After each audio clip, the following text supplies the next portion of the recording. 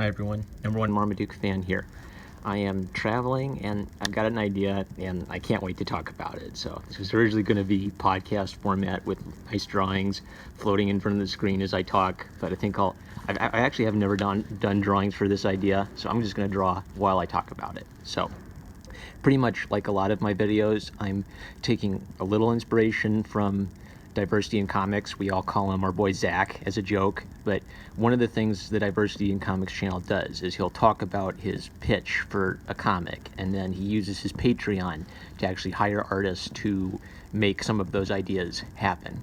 I'm really interested in things like that, but I don't think I have the wherewithal or the organization to manage a bunch of artists and letterers and colorists, but I have more ideas for stories than I can do. So what I think I'm going to do a series called This is Open Source, Yo, where I take some of the ideas that I like, but I'm not as passionate about, or that I don't ever see myself having time to write or draw in my life, and just letting this go and saying to you guys, hey, if you want to do something with this idea, it's like Robin Hood. You can take the idea of Robin Hood and tell any story you want with Robin Hood, make that your story and copyright it. These are pretty generic ideas for stories, so anyone, you can take this, run with it. I will not sue you if someone knows better legal language for it, but pretty much you have my permission to take this generic idea and do your own story or comic with it and make it yours, and then it's yours. If you do a version of it, that version of it is yours, but the basic generic idea is still in the public domain, kind of like Robin Hood is. So what I think that this will help me do is this will help me think about some of the stories I've wanted to tell, or just the generic ideas for stories I've had, and how I think through things, how I make characters or build worlds. But the problem is I'm holding on to the stories I'm most passionate about and that are most fleshed out, and these are very basic ideas. So we're getting real high tech here, guys. This is very appropriate, writing on a napkin. So the basic idea for this one, I've either called it Soul of the Martyr, or just Martyr. Maybe Martyr's Soul, but I kind of like the sound of Soul of the Martyr. And the idea of it is a futuristic sci-fi where every young person is trained in high school, from kindergarten through high school, with the idea that they may be chosen to be a martyr. So what are martyrs? Martyrs are people who enter into what's the sort of next evolution of the atom bomb. But instead of splitting an atom, this essentially splits a soul. And there could be this sort of debate between the characters whether this is just purely scientific, it just works based on the ingredients, the amino acids in the human body, or whether this is something a bit more mystical and religious, where you can't put a value on the human soul, and the human soul is more than just concrete materials. So the martyrs in this world, they enter into the new atomic bomb, and then it blasts. It's sort of like a Death Star blast, but the Death Star is powered by a martyr. It blasts a beam into space. So the thing is, that's about as generic as the idea ever was. And then just even thinking about it for this video, I had a few thoughts. So one is that, well, what would prompt people to do this? Probably an alien encounter, but not with a highly advanced alien species, kind of an alien species at a similar technological level to us, where they arrive kind of in ships that were just slowly floating across the galaxy with many generations of aliens living on this ship, and then we meet them in space, and they're violent. And so of course people are very fearful of this threat, and how the alien species may have advanced in the thousands and thousands of years they were traversing the galaxy toward us. So the Martyr canon is essentially the Project Manhattan on steroids, where we're blasting thousands of these into space with kind of a destroy all enemy alien life before they find us plan.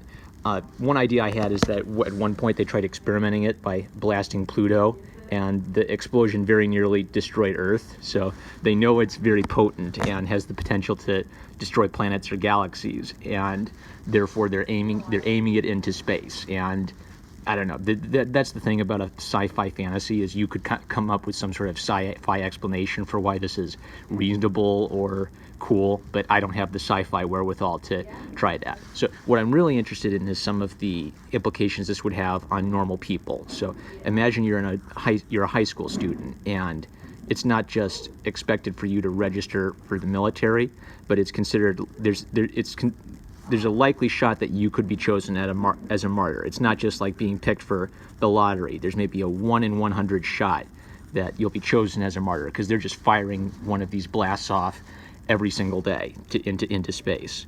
So if that were the case, then every student out of the classroom, if one student out of an entire classroom is going to be chosen to be a martyr, then every student is going to be kind of trained with that possibility in mind. So maybe there'd be a sort of quasi-religious dimension to it, where they want people to be almost religiously committed to the idea of becoming a martyr, but they don't necessarily have a god, or they don't have any. It may not be any of the old world religions. It might be some new government religion that stresses, dying for your country and your government as the sole value in life. And the problem is I have no ideas for characters apart from maybe the most generic thing, like fun, happy guy who doesn't think he'll be chosen, somber, morose girl who lives her life hoping she'll be chosen to be a martyr.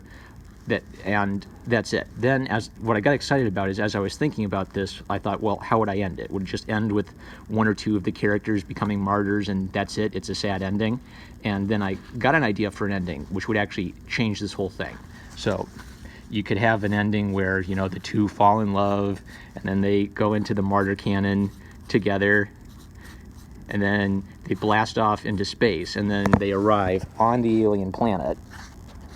It's hard to write on a napkin. So they arrive on the alien planet, and they find out that they didn't die to power this thing. They were teleported, which would then, so it'd be like a cool little head fake. The whole first chapter would be sort of this dystopia about death and about the human soul and questions of, are we just made of atoms or are our souls eternal? And then the second would be, well, wait a second, why are we alive? We were supposed to die. Does everyone who goes into this thing live? Were we different because both of us entered in together?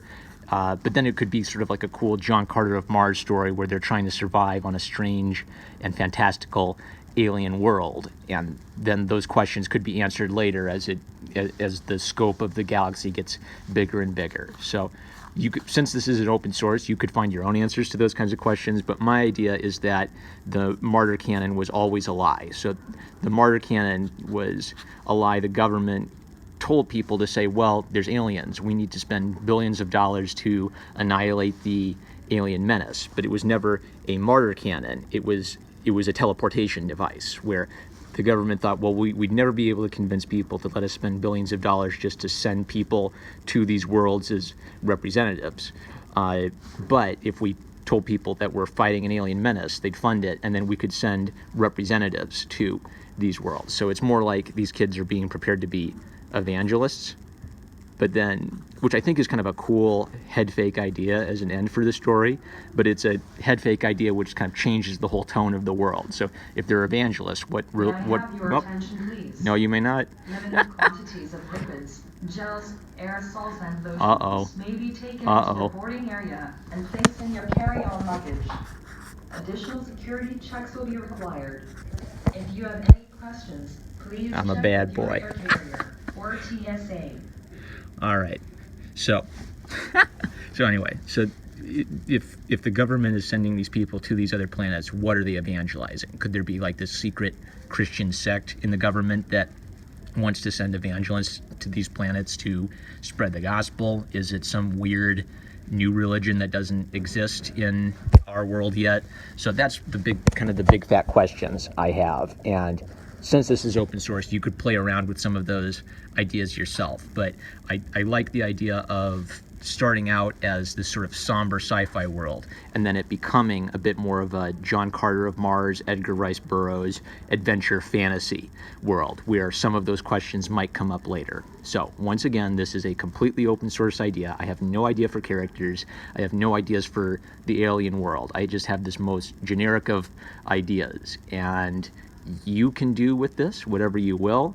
I'm releasing it, so you don't have to ask my permission to tell us to write a book or draw a comic about this. I just really appreciate if you show me what you do if you decide to do anything with this idea. I'm #1 Marmaduke fan. I love you guys, and this is open source, yo.